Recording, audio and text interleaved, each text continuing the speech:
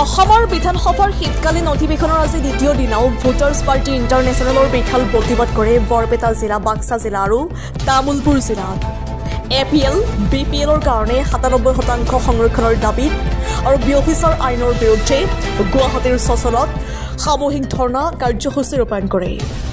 Voters party ইণ্টাৰনেশ্যনেলৰ সৰ্বভাৰতীয় উপসভাপতি ললিত পেগু উপস্থিত থকাৰ লগতে ভোটাৰ্ছ পাৰ্টি ইণ্টাৰনেশ্যনেলৰ অসম ৰাজ্যিক সভাপতি তৰণী বসুমতাৰী উপস্থিত থাকে। ষ্টাফ ৰিপৰ্টাৰ মাধৱ ৰাভাৰ ৰিপৰ্ট, JNK নিউজ। চৰকাৰৰ পৰা ভোটাৰশ্বিপটো হ'ল আমাৰ নামত যিখিনি জনমুৰি আয় আছে, এই জনমুৰি আয়ৰ 50% আমি বিচাৰিছোঁ। 50% বৰ্তমান 11,900 টকা, এইটো আমি ভোটাৰশ্বিপ হিচাপে পাব বিচাৰিছোঁ।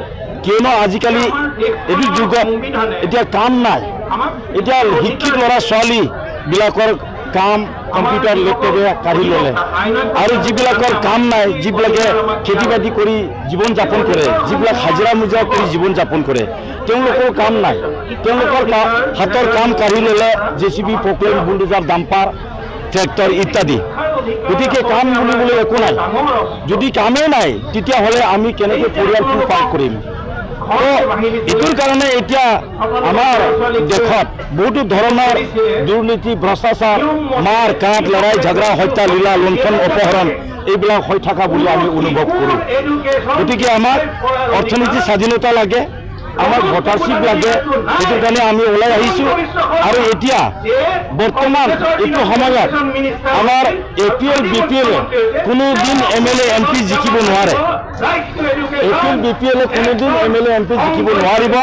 সেইকাৰণে আমি BPLৰ কাৰণে 25% আমি বিচাৰিছোঁ, ৰিজাৰ্ভেশ্যন বিচাৰিছোঁ, আৰু APLৰ কাৰণে আমি 72 ৰিজাৰ্ভেশ্যন বিচাৰিছোঁ।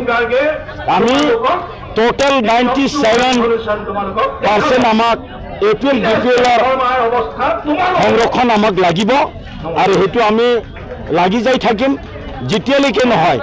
এতিয়া আমাৰ অসমত এছেম্বলিত টোটেল 126 জন মানে বিধায়ক আছে। 126 জন বিধায়কৰ ভিতৰত যদি আমি 97% যদি আমি পাব লাগে, তেতিয়াহ'লে আমি 122টা আমাৰ নামত হ'ব লাগে, আৰু 3% ধনী মানুহৰ কাৰণে হ'ব লাগে। এতিয়া 3% ধনী মানুহে কব্জা কৰি আছে অসমৰ বিধানসভা। গতিকে এই 3%ৰ দ্বাৰা আমি যে তেওঁলোকৰ দ্বাৰা মানে সূচিত, তেওঁলোকে আমাক লুণ্ঠন কৰি আছে। গতিকে আমি এইটো মানি ল'ব নোৱাৰোঁ। আমাক 97 ৰিজাৰ্ভেশ্যন আমাক লাগিবই। এইটো যদি আমি পাওঁ তেতিয়াহ'লে আমাৰ চলিবৰ কাৰণে যথেষ্ট মানে কামত আহিব। আমি সুন্দৰকৈ দেশখন চলাব পাৰিম বুলি আমি আশা ৰাখোঁ।